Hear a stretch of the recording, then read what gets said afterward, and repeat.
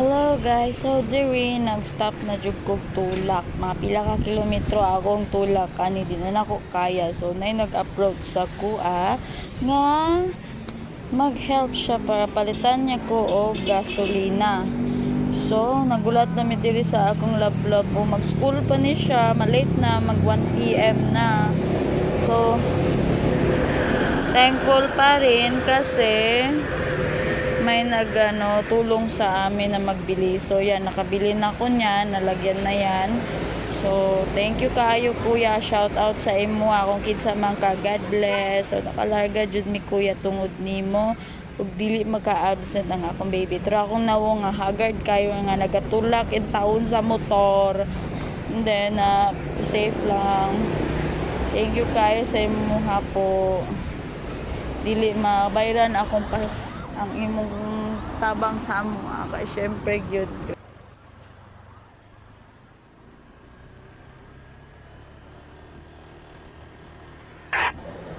So diri paadto na mi sa school ni baby sa Lopet sa Libungan North Cotabato.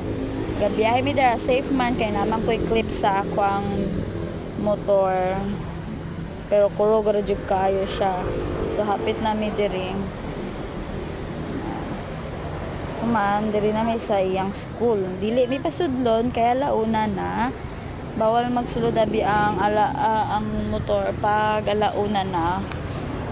So ibili lang na to atong motor diri sa gilid. Wait lang kay murag alanganin. Then sulod na siya. Super late na ni si Seya diri. Nalagang kay estudyante. Sabak kaayo.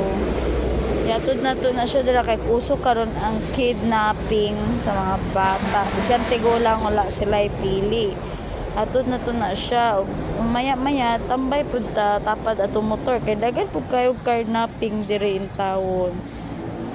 Naunsa naman yung kalibutan? What happened?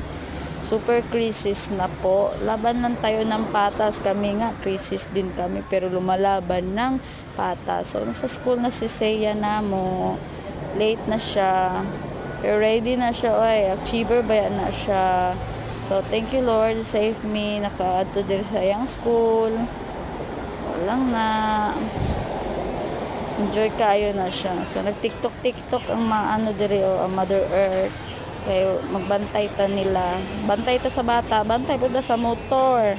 So kara mo lang na, bye bye guys.